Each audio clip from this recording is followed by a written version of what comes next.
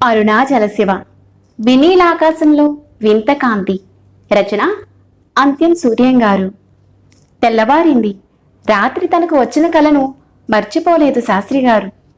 దేవి చెప్పినట్టు జరిగి తీరుతుందని త్రికరణ శుద్ధిగా నమ్ముతున్నారాయన. వారి ఆనందానికి మేరలేదు. దేవి పీఠం ముందు వెన్న ఉంచి దేవికి నైవేద్యం పెట్టి అప్పుడు ఆ వెన్నను మరకతానికి ఆమె భర్తకి ఇచ్చారు. ఆ దేవి ప్రసాదాన్ని కళ్ళకద్దుకుని భక్తి విశ్వాసాలతో తీసుకున్నారు ఆ దంపతులు. దేవి కటాక్షం వలన మరకతం గర్భం దాల్చింది. నవమాసాలు మోసి ఒక సుముహూర్తాన్న మగబిడ్డను కన్నది. ఇంట్లో ఆనందం తాండవించింది. శాస్త్రిగారి మాట చెప్పనే అక్కర్లేదు. బిడ్డకు శేషాద్రి అని నామకరణం చేశారు. లేక లేక కలిగిన బిడ్డ మూలాన చాలా గారాబంగా పెరిగాడు. అందమైన ముఖం, ఉంగరాలు జుట్టు, జనముద్దు బిడ్డగా తయారయ్యాడు. దానికి తోడు శ్రావ్యమైన కంఠం. తల్లి నేర్పిన భక్తి గీతాలను వీరులు విందుగా పాడేవాడు. చదువులో దిట్ట అనిపించుకున్నాడు. శేషాద్రికి 17 ఏళ్ళు వచ్చేసరికి తల్లి తండ్రి 2 తాతలు దివంగతులయ్యారు. అసలే భక్తుడు. ఇప్పుడు వైరాగ్యం కూడా తోడైందని భక్తికి తీవ్రంగా సాధన మొదలుపెట్టాడు. చిత్రమైన సాధన. ఒకప్పుడు శ్మశానంలో కూర్చుంటాడు కళ్ళు మూసుకుని. మరొకప్పుడు నడివీధిలో కూర్చుని జపం చేస్తాడు. రోజు రోజుకు ఏమీ తినడు. మళ్ళీ తినడం మొదలు పెడితే అదే తింటాడు. ఎలా వచ్చాడో, ఎప్పుడు వచ్చాడో తిరువన్నామలై వచ్చాడు శేషాద్రి. ఆ ఊళ్ళో అతని ముఖం ఎక్కడో ఎవరికీ తెలీదు. ఎక్కడో ఆకాశం నుండి ఊడిపడినట్టు ఊడిపడతాడు. మళ్ళీ అలాగే అంతర్ధానమైపోతాడు. తానంతటి తాను దర్శనమివ్వాలి కాని మరొకలా దొరకడు. ఎవరికి పిట్టను పట్టవచ్చు గాని శేషాద్రిని పట్టలేరెవ్వరు. కాళ్ళ కింద వరకు పంచగడతాడు. కండువాతో ఒళ్ళంతా కప్పుకుంటాడు. కానీ అవెప్పుడో మురికిగానే ఉంటాయి. ఎప్పుడైనా ఎవరైనా ఒక భక్తుడు కొత్త బట్టలు కొనిస్తే వాటిని అప్పటికప్పుడే మురికిగా చేసి కట్టుకుంటాడు. లేదా వాడినొక ముష్టివాడికి ఇచ్చి వాడి చింకిగుడ్డలు పుచ్చుకుంటాడు. అకారణంగా అరగంట సేపు నవ్వుతాడు. నడివీధిలో నాట్యం చేస్తాడు. ఆకాశం కేసి గంటలు గంటలు చూస్తాడు. వీధుల్లో కప్పల్లాగా గెంతుతూ పోతాడు. ఎన్ని పిచ్చి చేష్టలు చేసినా శేషాద్రిని భక్తుడిగా, సిద్ధుడిగా, జ్ఞానుడిగా గుర్తించారు. పిల్లలు మాత్రం పిచ్చి శేషాద్రి అని పిలిచేవారు. అతని మీద రాళ్లు రువ్వేవారు.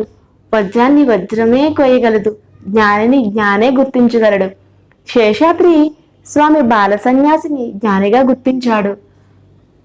బాలసన్యాసి ధ్యానం అరుణాచలేశ్వరంలోనే సాగుతుంది. సువిశాలమైన ఆ దేవాలయంలో జనసంచారం లేని చోట కూర్చుంటాడు. ఎవ్వరితోనూ మాట్లాడడు, కళ్ళు తెరవడు. బాహ్యస్థితి కలిగినప్పుడు కూడా ఎవరిని ఏదీ పెట్టమని అడగడు.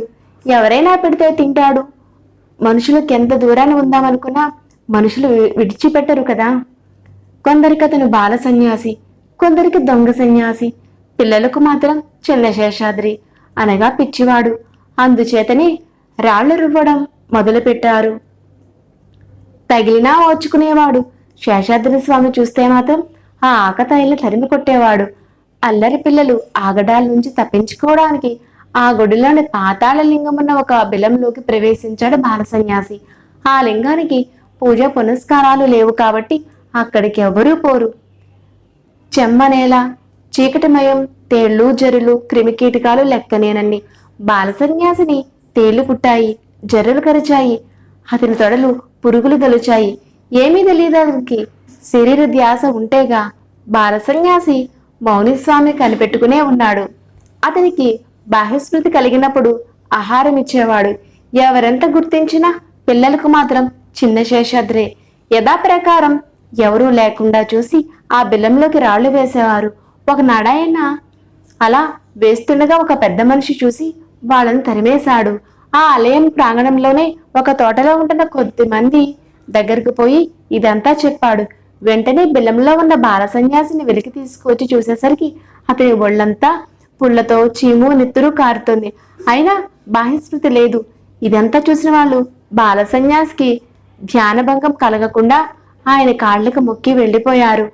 ఆనాటి నుండి ఆయన బ్రాహ్మణ స్వామి అని పిలవడం మొదలుపెట్టారు.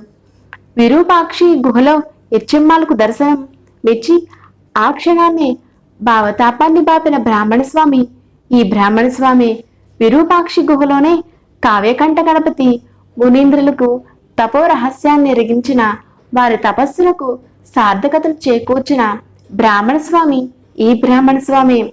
వీరే కాక ఆదివ్యాధి భుజంగదష్టులైన అశేష జనాన్యానికి ఇంకా దర్శనమిచ్చి శాంతి ప్రసాదించి వారిని పునీతులు చేసిన బ్రాహ్మణ స్వామి ఈ బ్రాహ్మణ స్వామి. ఓం అరుణాచలేశ్వరాయ నమః.